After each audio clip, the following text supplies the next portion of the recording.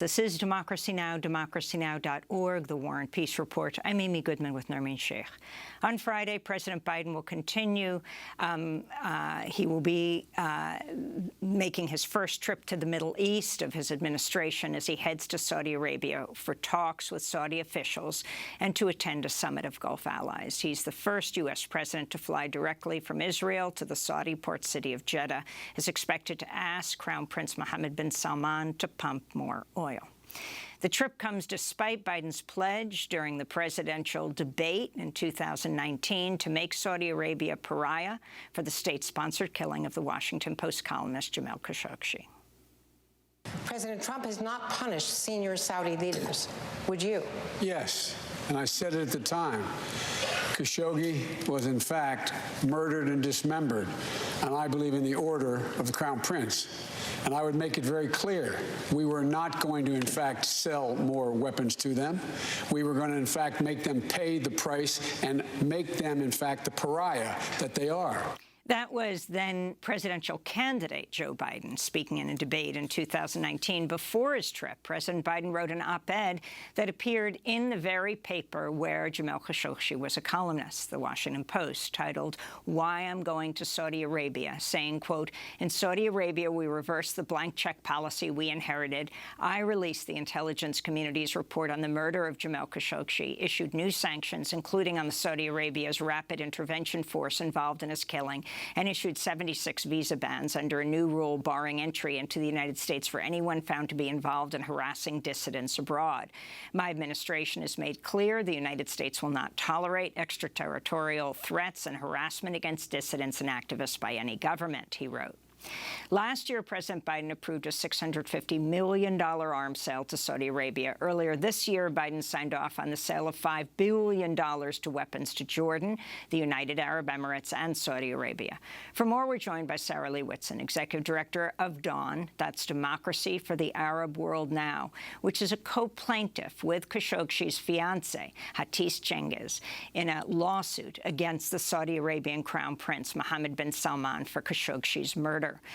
Sarah Leah Whitson's recent piece in the American Prospect is headlined, "America's Middle East Withdrawal Breathes Its Last Breath." Explain what you mean by America's Middle East withdrawal, Sarah Leah Whitson. Well, successive administrations have talked about their desire to pivot to Asia to address the threats from China and Russia, to end America's entanglements in armed conflicts in the Middle East, going back, of course, to the Iraq War, but more recently, the Yemen War. And I think the Biden administration genuinely believed that it could use the momentum of mass bipartisan popular revulsion at Saudi crimes to, in fact, end the deep, deep entanglement with Saudi Arabia and the UAE in particular, but also Egypt, where he promised to end blank checks, and build on that momentum to fulfill a national security priority, which is to disentangle ourselves from the abusive regimes of the Middle East. That hasn't happened.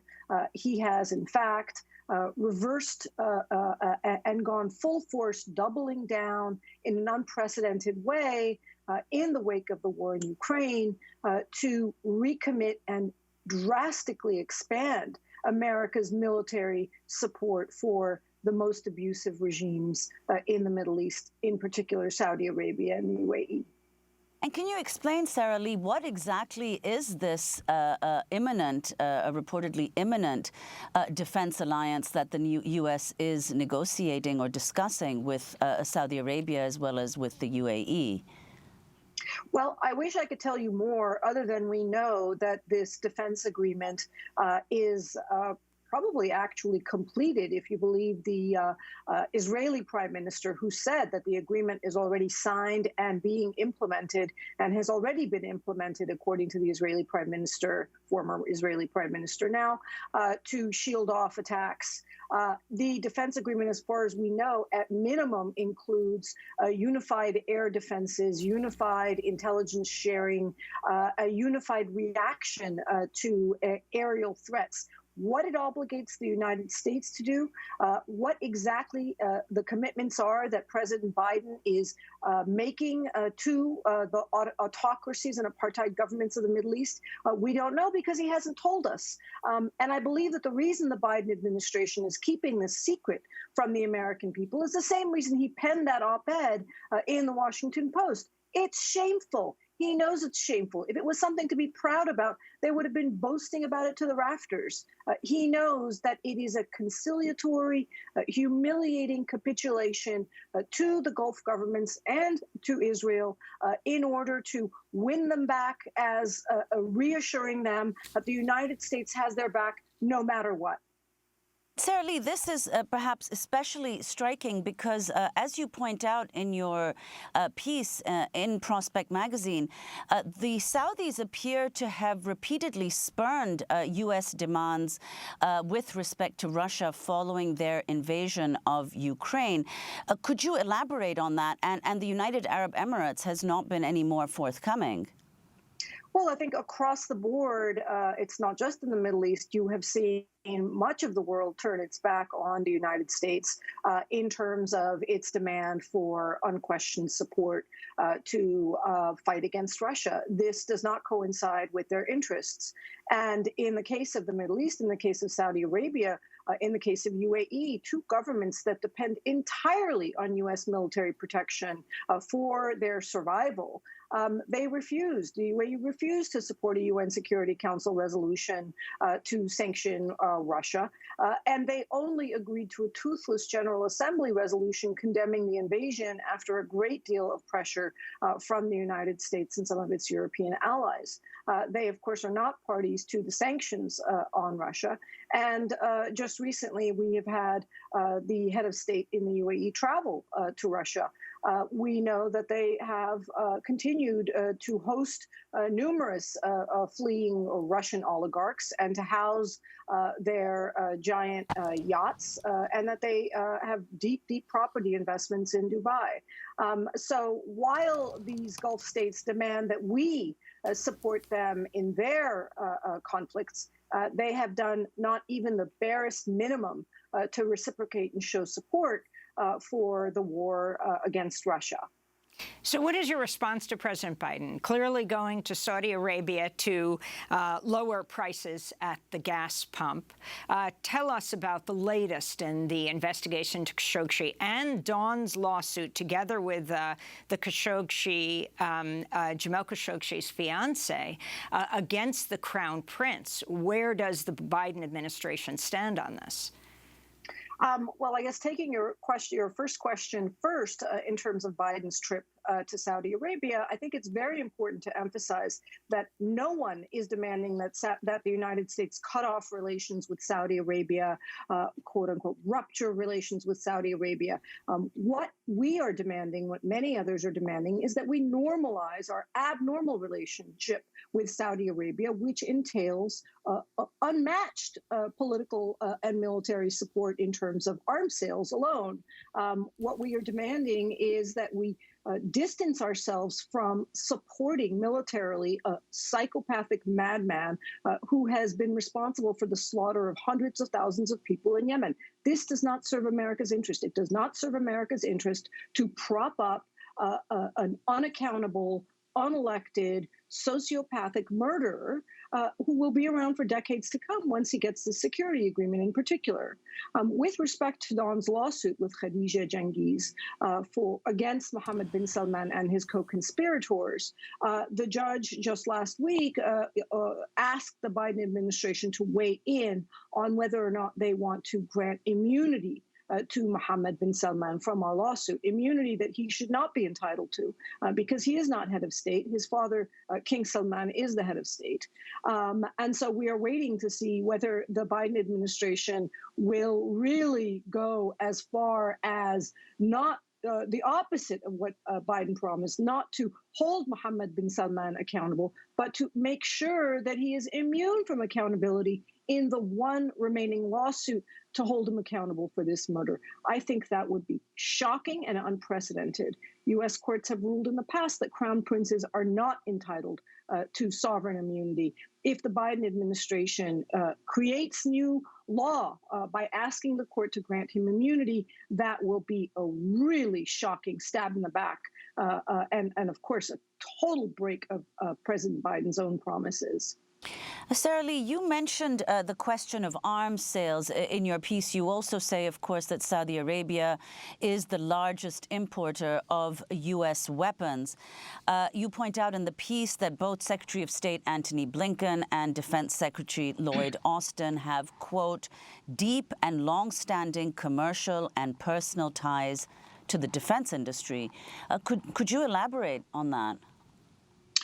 Sure. I mean, Secretary Blinken, of course, has yet to disclose what is widely known to be arms industry clients during his prior commercial venture in an investment advisory firm that he managed and run. Of course, Defense Secretary Lloyd Austin sits on the board, or until he became secretary, I believe, of Raytheon, I'm pretty sure, and of course has longstanding ties with the defense industry. You have to understand that the defense industry, 70% of the lobbyists in the defense industry are former defense Pentagon and U.S. government officials. The ties to the highest levels of the government are very deep and very profound. The entire incentive system of the U.S. government in terms of foreign policy is to continue arms sales, push arms sales as much as possible. When you couple that incentive structure of intense lobbying and intertwining and conflict of interest of our elected officials with the defense industry, coupled with the foreign government lobbying and the foreign government influence infiltration into our government, not least, of course, is Israeli government lobbying and support of their lobbying partners here in the United States, but widely expanded Saudi government lobbying and infiltration, Emirati government lobbying and infiltration. You have a very, very strong incentive structure for any administration to always go back to more arms sales, more protection for dictators and apartheid governments, despite the America's national interest. I think this is very, very little about oil. First of all, the Biden administration has already told us that even if Saudi and UAE increase oil output, which, by the way, they've said they'll do, it will have a negligible impact on oil prices in the United States. Second of all, if oil prices are such a priority for the Biden administration that they are willing to go and kiss and make up and resume support for the worst dictators in the world, why not remove sanctions on Venezuela and Iran? That would ease up oil prices potentially as well. Why not ease up on sanctions on Russian oil? That's not necessary in terms of this war. If we're willing to sacrifice for oil prices, there are much less heinous sacrifices to be making than to continue military support for the governments of Saudi Arabia and the UAE. We only have a minute. Can you talk about the fact that family members of those detained on charges of dissent in Saudi Arabia are hoping that Biden will make efforts towards their release? What do you expect will happen? And of course, Saudi Arabia denies that there are any people imprisoned as political prisoners in the kingdom. Well, we know that the Biden administration has asked what the human rights community would like Biden to do, and our organization has indeed asked President Biden to meet with families of activists who are detained or recently released activists in Saudi Arabia as a show of support for civil society in the country.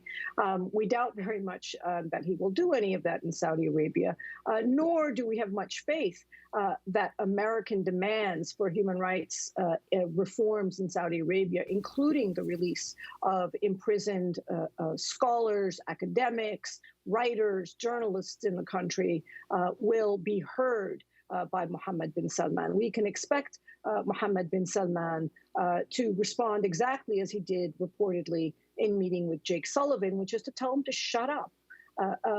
shut up because he doesn't want to hear it. And he has already made clear demand that he does not want to be questioned ever again about the murder of Jamal Khashoggi, or, for example, where his body is hidden, what they have done with Jamal's remains. And President Biden just today said, well, I'm not going to bring up Jamal Khashoggi because I've already said what I have to say on that. Beautiful, inartful dodge. And so that is, I think, very indicative of the fact that President Biden will do very little to help imprisoned Saudi activists, some of whom are facing the death penalty because they criticized the prince. Sarah Leah Whitson, I want to thank you for being with us, Executive Director of Dawn, Democracy for the Arab World Now. We're linked to your piece, American Prospect, headlined, America's Middle East Withdrawal, Breathe Its Last Breath. Next up is BA5, the reinfection wave. We'll speak with Pulitzer Prize-winning science writer Ed Yong of The Atlantic in 30 seconds.